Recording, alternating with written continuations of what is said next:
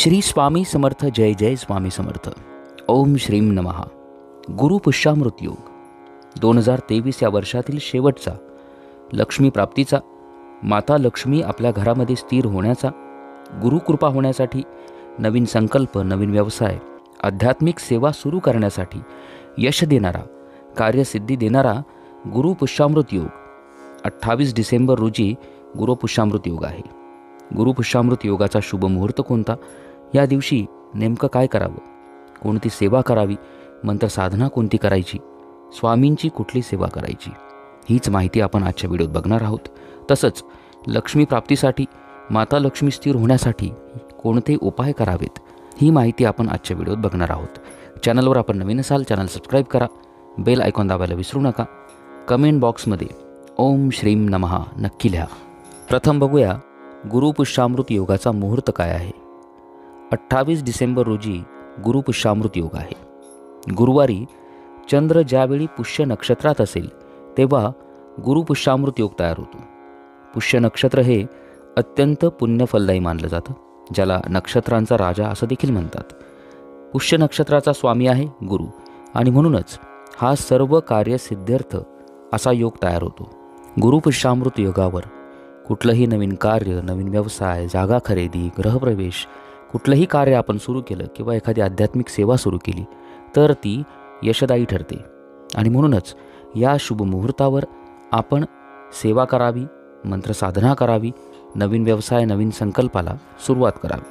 28 डिसेंबर रोजी गुरु पुष्यामृत योग सुरू होत आहे उत्तर रात्री, म्हणजेच रात्री 1:05 म्हणजेच, आणि तो संपेल 29 डिसेंबर रोजी सकाळी 7:12. असा साधारण 6 ते 7 तासांचा हा गुरु पुष्यामृत योग रात्री आला आहे.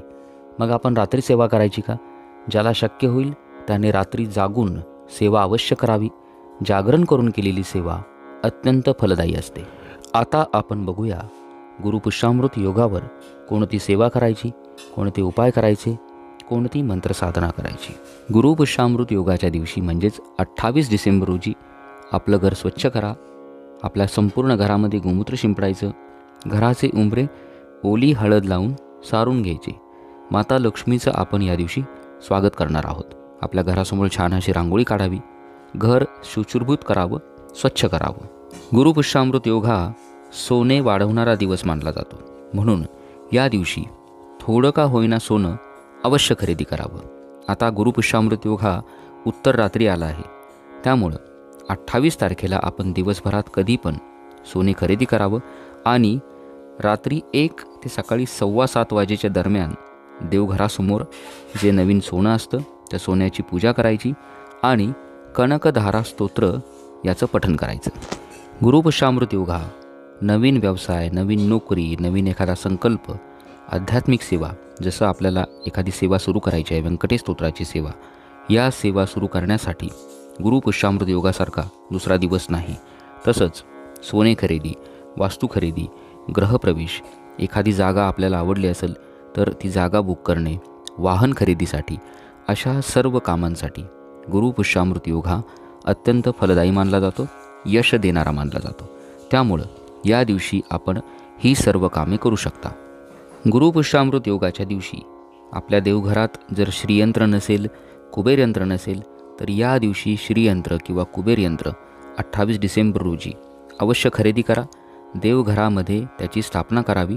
स्थापना करताना आपण रात्री 1 ते सकाळी 7:15, मग असं करू शकता की 29 डिसेंबरला सकाळी लवकर उठून पहाटे आपण श्रीयंत्र किंवा कुबेर यंत्र आपल्या देवघरामध्ये त्यांची स्थापना करायची.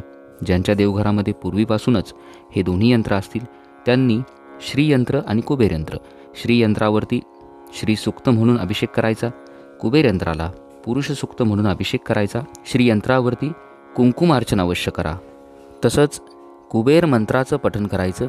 कुबेर भगवान यांची गुरु पुष्यामृत योगावरती सेवा करायची.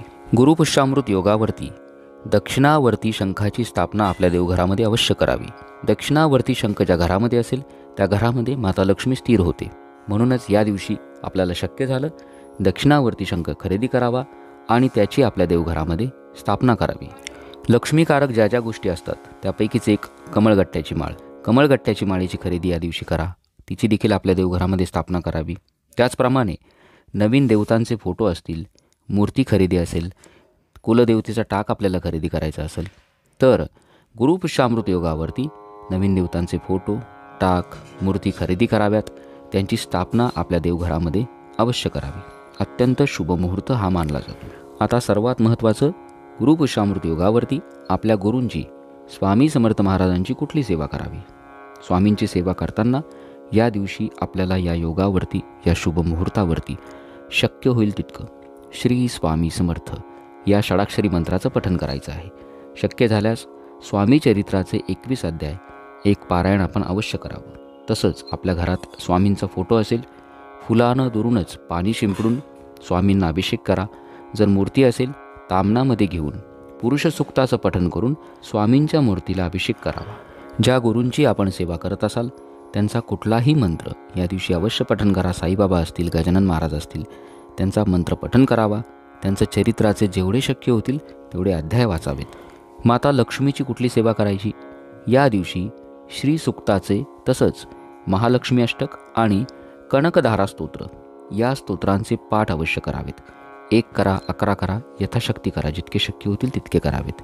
तसंच माता लक्ष्मीचा कुठलाही मंत्र, ओम श्रीम नमः किंवा ओम महालक्ष्मीची विद्महे विष्णुपत्नीची धीमही तन्नो लक्ष्मी प्रचोदयात हा लक्ष्मी गायत्री मंत्र, या मंत्रांचं पठण या दिवशी अवश्य करावं. सोबतच भगवान विष्णूंचा मंत्र ओम नमो भगवते वासुदेवाय, कारण जिथे विष्णू तिथे लक्ष्मी, म्हणूनच भगवान विष्णूंचा देखील मंत्रजाप करावा.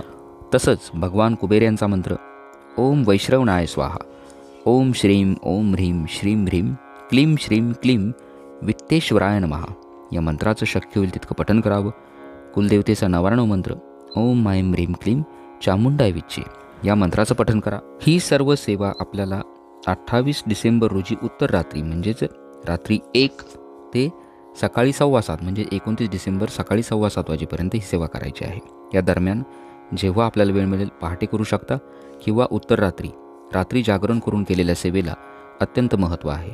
या सर्व मंत्र साधनेबरोबर एक महत्त्वाची मंत्रसाधना ज्यामुळं आपल्या आर्थिक अडचणी दूर होतील, माता लक्ष्मी आपल्या घरामध्ये स्थिर होईल आणि गुरुपुष्यामृत योगावर या मंत्राचं पठण करणं अत्यंत फलदायी मानलं जाते. तो मंत्र मी आपल्याला आता सांगणार आहे. या मंत्राचं आपण यथाशक्ती पठण करायचं. मनोमन माता लक्ष्मीचं, नारायणाचं ध्यान करायचं. आपली जी आर्थिक अडचण असेल, समस्या असेल ती बोलून दाखवायची. संकल्प केला तर अतिउत्तम. आणि या मंत्राचं आपण पठण करायचं. 1 माळ जर केलं 108 वेळा अतिउत्तम. नाही शक्य झालं 21 वेळा करा, 11 वेळा करा, मनोभावे करा. मंत्र पुढीलप्रमाणे ओम ह्रीं श्रीं क्रीं श्रीं क्लीं क्लीं श्रीं लक्ष्मी मम ग्रहे धनम पूरय पूरय चिंताय दूरय दूरय स्वाहा. ओम ह्रीं श्रीं क्रीं श्रीं क्लीं क्लीं श्रीं लक्ष्मी मम ग्रहे धनम पूरय पूरय चिंताय दूरय दूरय स्वाहा. आपल्या चॅनलवर मी गुरुपुष्यामृत योगाच्या दिवशी हा मंत्र उपलब्ध करून देईल. आपण तो ऐकून सोबत पठण केला तरी चालेल. श्रद्धेनं, निष्ठेनं या मंत्राचं पठण आपण करावं. हे केल्यामुळं आपली जी चिंता असेल ती दूर होईल, आर्थिक संकट दूर होईल. तसंच माता लक्ष्मी आपल्या घरामध्ये स्थिर होईल, आर्थिक प्राप्तीचे मार्ग वाढतील. तर अशा पद्धतीनं येत्या गुरुपुष्यामृत योगावरती या सर्व सेवा, उपाय आपण अवश्य कराव्यात. आपल्या जीवनातील चिंता, संकट दूर होतील, आर्थिक प्राप्तीचे मार्ग वाढतील. माता लक्ष्मीची कृपादृष्टी आपल्या सर्वांवर राहील, आशीर्वाद सर्वांवर राहील.